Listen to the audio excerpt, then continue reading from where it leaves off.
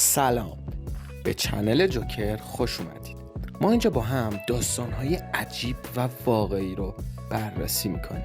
لطفاً با ما همراه باشید. شنان و کریس نماد یه زوج خوشبخت توی فضای مجازی بودن. هر روز کلی عکس از زندگی روزمرهشون به اشتراک میذاشتن و حسابی فعال بودن. شنان شاغل بود و کریس هم اپراتور یه شرکت. دو نفر با کمک هم تونستن یه خونه 5 خوابه اجاره کنن و بعد از ورود به این خونه 2 بچه به دنیا آوردن. بلا و سیسی دخترای کریس و شنان از نظر بقیه واقعا خوشبخت بودن چون پدر و مادر خیلی مهربونی داشتن.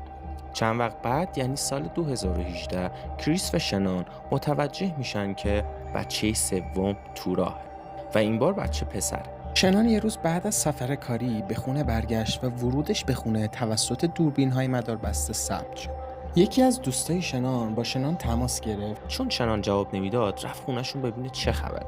دوست شنان اونجا دید که یه افسر پلیس که برای بررسی رفاه کودکان به همه خونه ها میره اونجاست و هرچی زنگ میزنه کسی در رو باز نمیکنه. پلیس وارد خونه شد و دید هیچ کس توی خونه نیست، اما کیف پول و وسایل شنان اونجا. با کریس تماس گرفتن و کریس اومد خونه و گفت که شنان گفته میخواد با بچه ها بره خونه دوستش و دیگه ازشون خبری نداره. پلیس که دید کریس اطلاعات دقیقی نداره همون روز اطلاعیه گم شدن شنان و بچه هاش رو صادر. یکی از همسایه‌شون هم گفت که دوربین مداربسته خونه ما به خونه شنان و کریس دید داره. وقتی پلیس دوربین رو بررسی کرد با یه چیز عجیب مواجه شد. دید که آخرین فردی که به خونه وارد شده کریس بوده و آخرین فردی هم که از خونه خارج شده کریس بوده. وقتی پلیس از کریس این موضوع رو پرسید، کریس گفته که داشته یه سری وسیله ها رو جابجا می‌کرده. پلیس با سعی تمام خونه رو بررسی میکنه، اما هیچ مدرکی مبنی بر اینکه یک فرد غریبه وارد خونه شده نبود. پس کریس رو به عنوان مظنون اصلی برای بازجویی بیشتر به اداره پلیس بردن. اونجا متوجه شدن برعکس اعتقاد بقیه این زود کلی دعوا و درگیری با هم داشتن و وقتی گوشی کریس رو چک کردن دیدن با زنی به اسم نیکول به شنان خیانت میکرد. تمام موبایل کریس پر شده بوده از سلفی هاش با نیکول و از پرینت تماس هاشون متوجه شدن کریس چند بار با نیکول به مسافرت رفته و به دروغ گفته که داره میره سفر کاری. همینطور فهمیدن که همزمان رابطه کریس با شنان خیلی سرد شده و پیام‌های شنان رو جواب نمیداده. پلیس نیکول رو هم برای بازجویی برد به اداره پلیس و وقتی تلفنش رو چک کرد متوجه شد نیکول داشته دنبال لباس عروس میگشته و فکر میکرده که حتما شنان و کریس قراره از هم جدا بشن.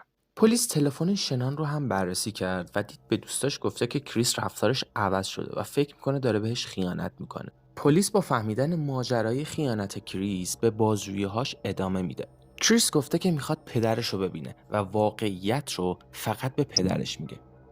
وقتی پدر کریس میاد و با کریس صحبت میکنه متوجه میشه که کریس شنان و 2 بچه هاشو خودش با دستای خودش خفه کرد.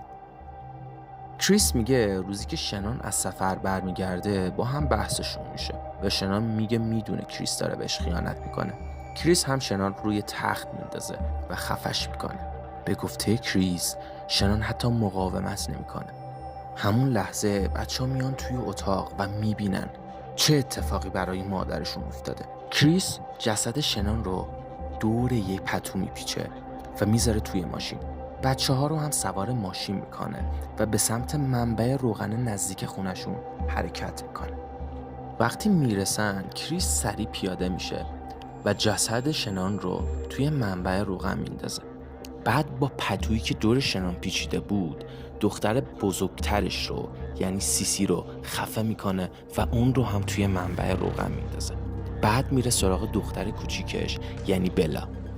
به گفته خود کریس دختر کوچیکترش یعنی بلا شاهد قتل مادر و خواهر بزرگترش بوده و موقعی که کریس میخواسته بلا رو خفه کنه بلا از شدت شوکی که بهش وارد شده حتی جیغ هم نزده و گفته بود که قرار همون بلایی که سر سیسی اومده سر منم بیاد. کریس بدون توجه به سوالش با همون پتو بلا رو هم خفه میکنه و جسدش رو توی منبع روغن میندازه. کریس توی دادگاه به حبس ابد محکوم میشه و دیگه قرار نیست هیچ وقت آزاد بشه.